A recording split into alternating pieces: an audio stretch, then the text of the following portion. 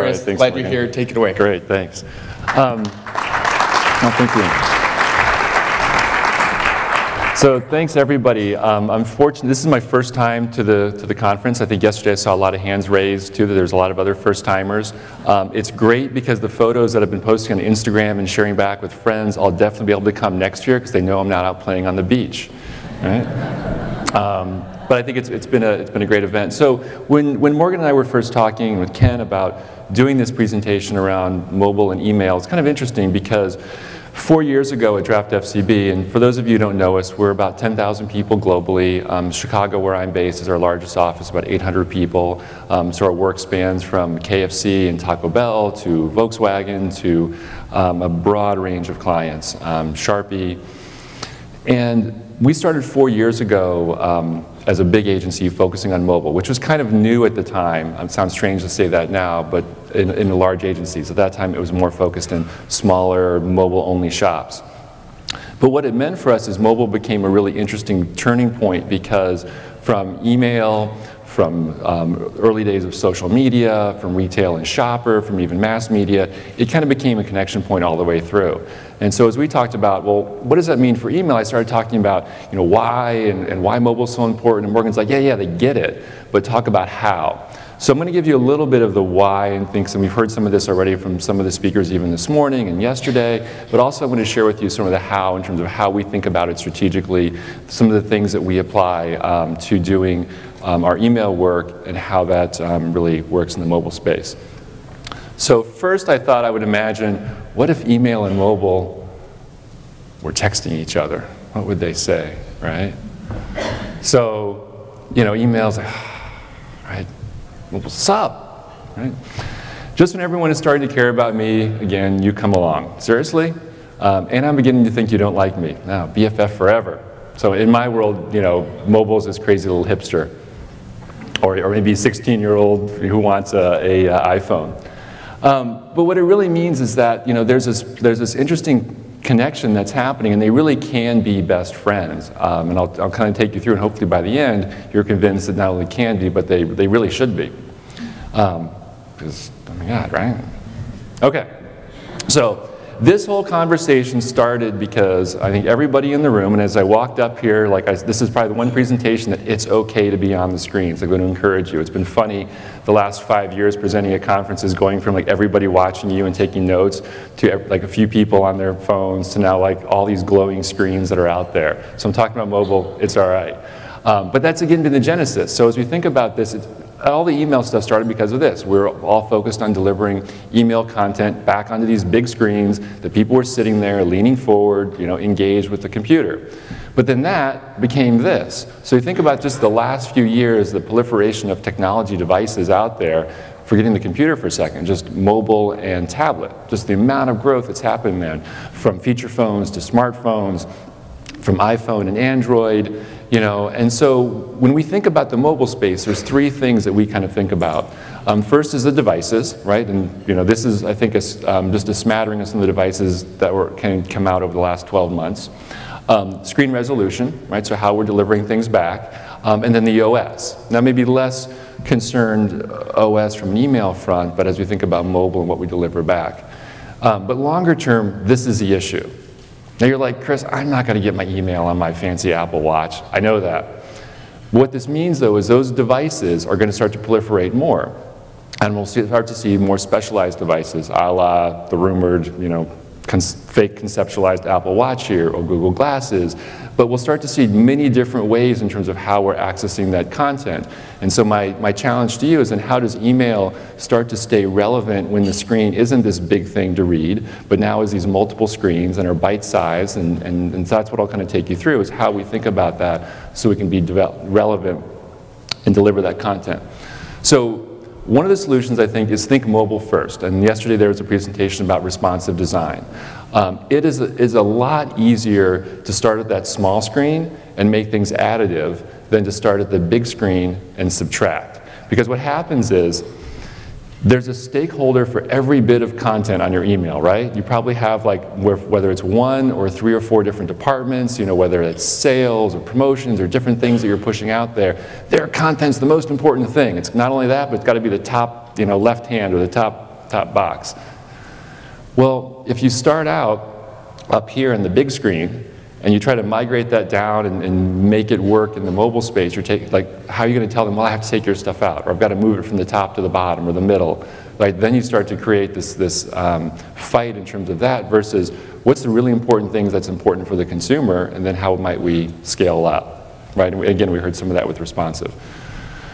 So let's look at the data first. I'm going to just pound you for a few more minutes about why this is so important. Because 4 years ago, I started talking about it's mobile, it's really important, really, it's going to be big. And now we've fortunately gotten past that conversation. And I think now we're having a similar one in terms of email. So first, let's look at internet use.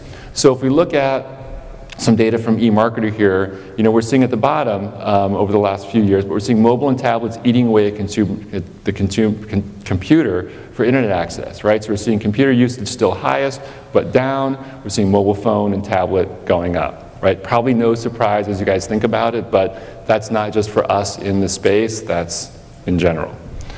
So why is that happening? Well, look at HP, look at the computer manufacturers, where are their numbers going? So this year, right, for the first time, smartphone sales are actually eclipsing desktop sales, right? People aren't buying computers as much, they're buying other devices, they're buying tablets and smartphones. In fact, the cross-cultural audience, African American, Hispanic, especially, are forgoing the computer altogether, or they're not making it their second purchase, they're going right to the mobile device. And earlier talking about teens, well, where are they spending their most time, right? So when you start thinking about your personas and your audiences, devices become really important, right? So numbers are up. Anybody arguing? All agree? All right, cool. Okay. So, but, which is bad for this room, email use is down. So if we look at the computer usage, right, there's a drop in overall, time and percentage and activities for email. So it's social, entertainment, shopping, business. We've heard for years social media is chipping away. For a while ago, social media is going to be the death of email. And we're seeing some of those numbers start to play out, at least according to this eMarketer piece, mainly focused in the desktop space. But when we look at mobile, what's the #1, right, behavior? Email, right? That's the #1 activity on that. So that's great, right? Yeah, exactly. That's great for this room because that says to me, where do I not want to be? Where do I do want to be? Where are people accessing my email? And where are they beating out these other trends? So we see that. That's a great opportunity. And mobile continues to make its mark, right? So if we look at some of the OSs, like iPhone continues to over-index, but Android is catching up thanks to Samsung. But we're still seeing it's grabbing a greater share of opens from now. And then we had some discussion yesterday in a group, well, does opens translates into reads, or is it like on email, I'm just opening and deleting it? I think that's where you have to start to look at your data and everything, but at least we know that their behavior in terms of what they're doing is getting to email. Now, the flip side of that is, what if you're like, yeah, but we're not there yet?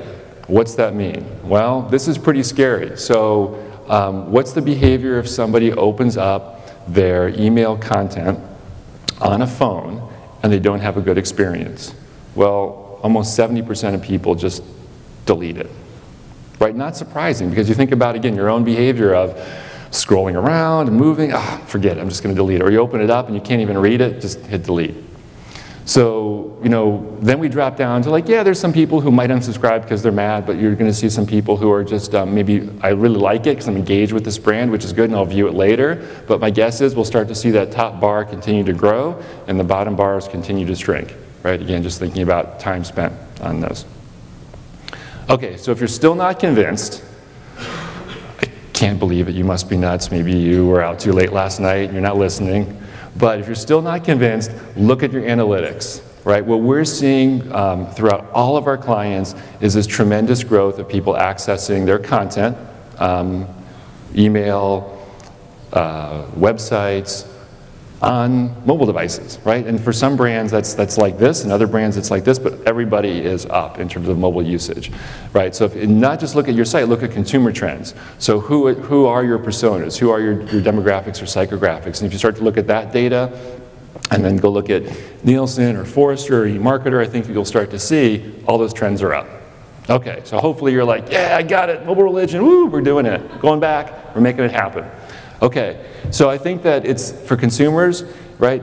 If you just need a couple of key points to take back to your organizations and talk about why and why we need to change or why we need to do more or why we need to think about responsive design or how we're going to do this, it's where consumers are their number one device for the internet or growing number one.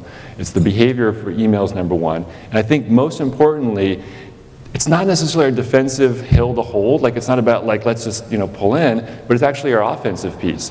How can we actually keep that number one spot for email being that number one behavior on mobile and not be defensive about it, but let's go forward. How do we think about things differently? How might we create experiences that are so great in the mobile space that people continue that behavior? They're not turned off by it. And that's kind of a responsibility for everybody here because in some ways, we're only as strong as our weakest link. If enough people start to get bad experiences on email on their mobile time and time after again, right, you just start to turn off that behavior and you start to use other channels. So I submit to you that we all have a responsibility to help each other in terms of making consumers happy with their work, right? We're all in it together. Yay. All right, there we go. Okay, so how do you get started? So now I'm going to talk to you guys a little bit about how do we do this, right? How to think about it. The first thing I think is just think mobile first. Like I said earlier, think about the content from a mobile perspective. And I'll talk a little bit later about UX and some ideas around that. But if you start there and then scale, it's a lot easier. Do a content audit, right? If you think about your content, is it set up if you're going to do responsive design or you're doing MDOT or however you're going to deploy this, and there's a number of companies listed along here, I think that can help you with that. But what's your content that you have that's going to be in there? And then the taxonomy audit. And this is important because many times, at least what we do is, when we're creating content, we're not just thinking about content for email, we're trying to think about content and how that connects with the consumer through all the buying cycle. And by creating a taxonomy that allows us to use it in multiple places and really connect with them in relevant moments. All right, so now you're psyched, right? Let's apply this to our business. So there's 5 things I'm going to take you through over the next 20 minutes or so. A little bit about UX, a little bit about creative, a little bit about development, just in terms of how we're approaching that. Then I'm going to spend a bit of time around behavioral economics. This is how do people make decisions, and I'll talk to you about a few ways that we use in terms of thinking strategically about the messaging, and then a few truths about mobile that you can apply to email. Sound good? Okay, here we go. All right, first, what are UX?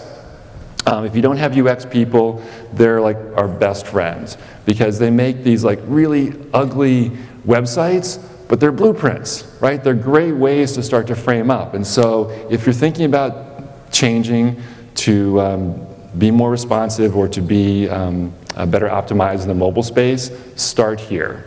Right? Don't start with the design slide, start with the UX, that user experience piece, to architect out your content, because that allows you then to quickly and easily put in what's my hierarchy, where's content going to go, and also get some buy-off early in the process from your various departments and stakeholders who are in that.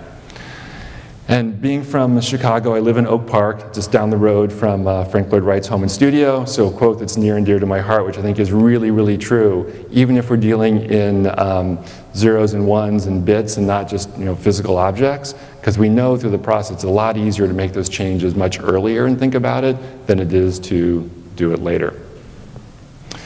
All right, creative. You got to have the gratuitous picture of Don Draper, right? So I didn't spend a lot of time, or just want to talk about one slide here on creative and content, and it's really how we think about it. So I was telling some folks yesterday that when we go out to do a shoot now, we try not to think about, I'm out to shoot a TV commercial, or I'm out to shoot a print ad. We try to think of it as, I'm out to create content.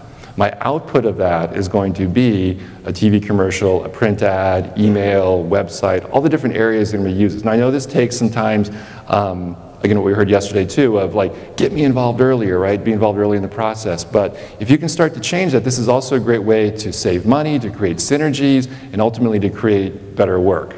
So if we think about the content side versus the output, that also allows us then to say,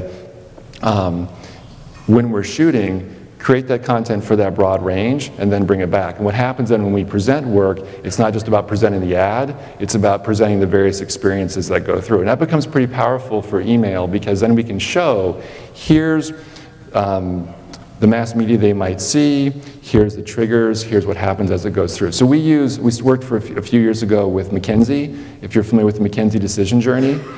Is anyone familiar with that or use that? Okay, Sam. So if you just Google McKinsey decision journey, it's a really interesting way to sort of redefine the funnel, which is typically this, and something that starts off from a trigger moment to basically barriers to get you to purchase, to then move through to a repurchase. So it's a really interesting way to start to build out what are your barriers, and what happens then you can show here's where email starts to play along the way with where somebody might not move to the next phase of that buying process. That's where content comes into play. All right, so if we think about development, so nerds are my best friends, right? The coders are developers who really bring this to life. So we actually have what we call Tech Tuesdays. So in one of our open space areas, the developers who typically are kind of back in their rooms, late at night working, coding away, come out into the light, and they're out working where everybody can see. And you start to get this interesting synergy between like the developers and the creatives working together. And all of a sudden, they're not these two separate groups that the creatives are like, do this, and the developers are like, yeah, but I can't cut it up this way or make it work. What if we, So we start that conversation earlier. And so we really try to work out in systems, because sometimes what happens is it's a shotgun marriage. Like neither of them really wants to work together, because it's like, here's my idea, but here's the code, as opposed to like just sit them down together, right? And all of a sudden they're like, wow, we kind of speak the same language, right? Because what's happened in the past is we've had this, most typically, a waterfall workflow, right? So it's very methodical as we go through these things from, wireframes to mock-ups to production to deliverable, and you can probably think about your own past or maybe current, of its content, look and feel, and the UI, and then the testing, right? And so it's very piecemeal like this. Well, what we try to do is when that happens, then you've got these sort of like, here it is, right? And of course the creative's late, so the developer has like a few minutes to get this thing built, and then you don't have time for testing, and then the thing goes out and something's wrong, and then it's like, well, whose fault is it? So we think about a responsive workflow, and so something that we really integrate that content, look and feel, UI, UX, testing much closer together, and try to get to a prototype earlier on that's a bit of a touch and feel, and then go out and do a deliverable. So it's kind of this interesting dance between the different departments, but I think what we also find too is a great synergy to do that. So how do we do that? Well, despite all my talk about technology for the last few minutes or so, for me the big thing is it's behavior first, technology second. Like being the biggest nerd of all, like it's not about the technology. Technology is an enabler, but it's the behavior that somebody is engaging with, either in that moment or how that device is starting to enable that. And that's the biggest change. So we've worked with a number of behavioral economists, and the idea is, how do people make decisions? We actually have an Institute of Decision Making that Matthew Wilcox in San Francisco runs for us globally. But working with Richard Thaler and his team at Nudge, actually one of his guys worked for us for quite a while. We've done some work with Stephen Levitt, who wrote the book Freakonomics. But a lot of this gets strategically is like, how do I start to influence people, and how are they deciding? So I want to share some secret sauce with you guys on what some of those things are. So here's some behavioral economic principles that we use, and I'll talk about a couple of examples. So I think these are things that you can start to apply as you think about your email messaging, especially in the mobile space, because there are things that really start to encourage behavior. So the first one is make it scarce, right? Scarcity, if you think about the rise of things like Guilt Group and Rue La La, like there's these objects or items that are marked down but only available for a certain period of time or only in limited quantities. It's like act now, fair sales, promotions. Knob Creek, for example, in the last year when they were running out of bourbon, right? So you better go get it now because you might not have enough for the next batch. What did they do? They sold out. And then you had Maker's Mark, who tried to kind of follow along with that and said, well, we're going to actually not do that. We're going to extend it, but we're going to make it a lower proof. And everybody revolted and was all angry that you're changing my drink versus learning the lesson here. So I think that the idea of scarcity we can apply to our email and to our messaging to how can we get people to act now, right? Make it vivid, right? Tell a story about it.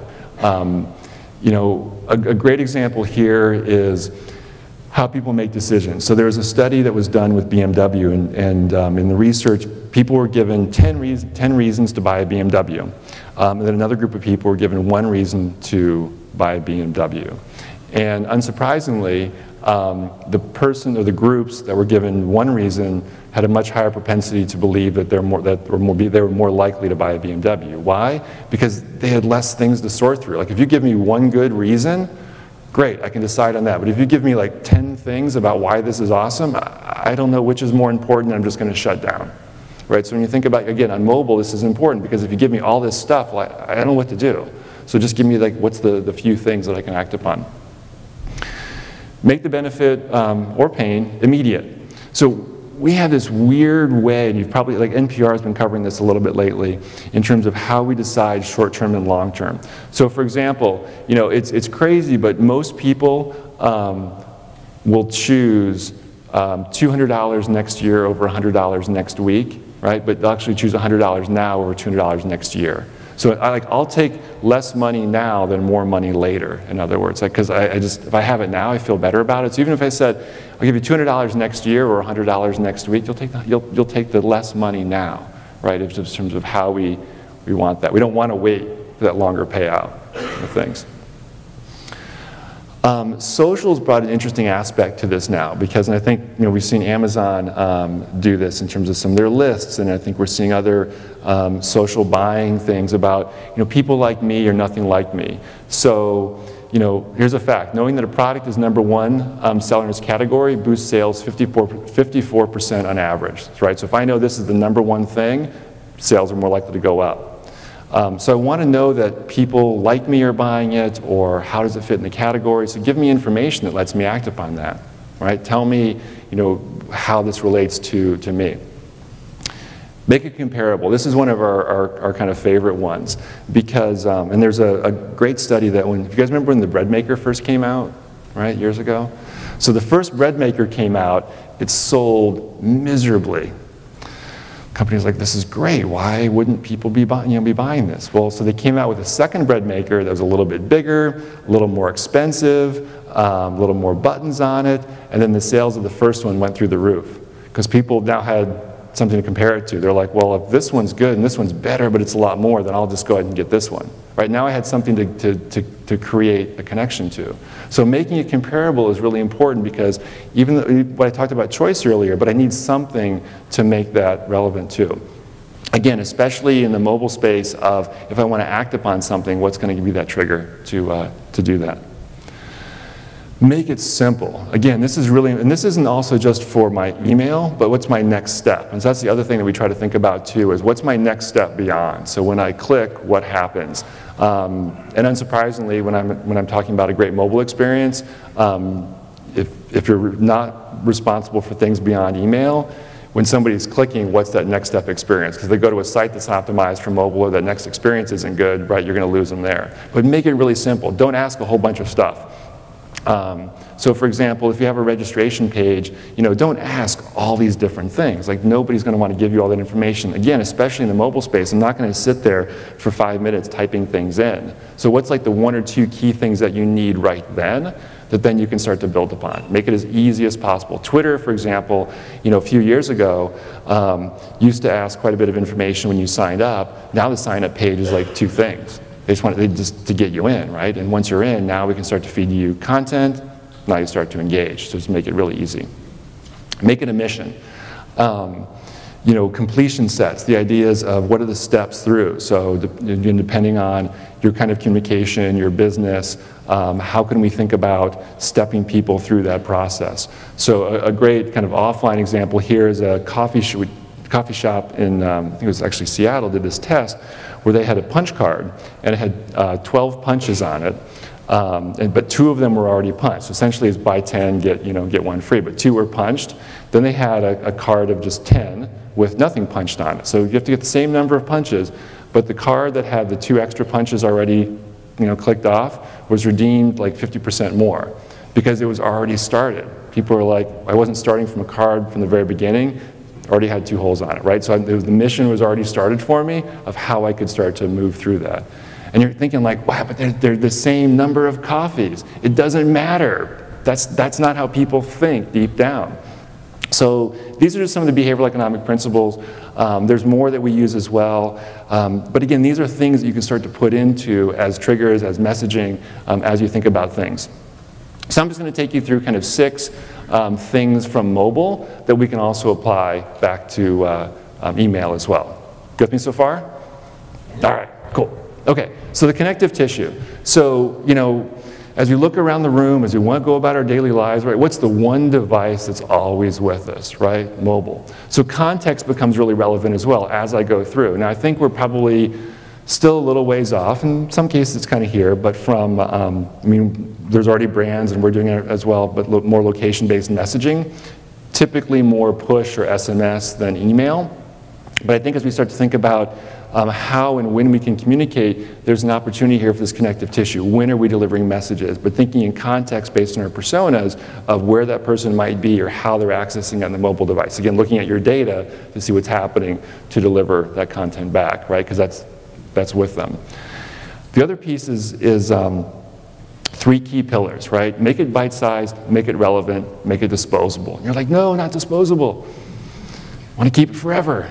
But think about that your behavior on the phone is not the minutes spent leaning forward as it is in the computer, right? It's the moments in between. It's, along the way of that journey as I'm making those stops, I'm filling up with gas, I pull out my phone, I'm quickly checking things. So it's got to be kind of a quick in, quick out. So it can't be something that requires me to scroll and read and that. But how can this be quick, relevant, right? And it's okay if I throw it away and go on to the next thing, right? Just connect with them. It's not optional. So I bet that nobody woke up this morning and was like, yeah, okay, I got my badge. I'll leave my phone in the room and go down to the conference, right? You're like, if you did that, you're like, where's my phone? I got to go back and get it, right? Forget my wallet, just get my phone, right? So it's essential in terms of how people are using this. So, it's not, and the thing is that that's the growing expectation. So people really expect not only that they're going to have their device, but the experience that they have. So if I'm hammering home, and hopefully enough, that you got to think about that experience because it's not optional anymore, right? And there's a whole crap load of numbers that I didn't put in here, but eMarketer just came out with a report, I think earlier last week or earlier this week, just showing the penetration of mobile. I mean, it's across the board. It's young, it's old. Basically, it's like unless you're nearly born or nearly dead, you've got a device. And I work, as Morgan said, I'm based in Chicago, but I lead digital overall for Draftfcb. So between like India and China, the emerging markets, Indonesia, it's amazing just the growth of mobile over there, right? Because that's the device they're going to, and so it's not optional for them in terms of how they're using it. The other piece is make it useful or don't do it. I think there was a conversation we had at our table yesterday about, if you're not ready, maybe you shouldn't do something. And I think it's really important here too, like if you can't really make it useful, if you can't make it a good experience for a consumer, then don't keep doing the same thing wrong because you're just going to piss people off. It'll increase your opt-out rates. It'll create a bad database. So it's really, again, think about the things that I've said. The other piece, as we talk about mobile when we brief internally, is like, is it a time saver or a time killer, right? So mobile it's that quick, right? It's a quick in and quick out. So these are 2 kind of easy ways to think about something. Is it going to help me save time and make me more productive, efficient, whatever it is, or is it going to help me just kill time, right? Angry Birds has made a lot of money, right? Because there's a lot of time being spent on that. Now, not that we have to go to that extreme, but they're kind of 2 pillars that you can start to think about of what's the email going to do for me, right? Is it going to do one of those 2 things? And if you make it work, people are really going to notice, right? So insert your brand email here. If you can really make this work well, I think you'll see the benefits of that. People will notice that. So at the end of the day, it's technology, it's changing and everything, but it's really about the behavior. So if you took anything away from this, hopefully it's like, yep, I see the numbers, it's going up, got to focus on mobile. But the key thing is, what are people doing? What's the behavior that they have? And I actually then think that because of that, email and mobile actually are best friends, hopefully forever. So, thank you.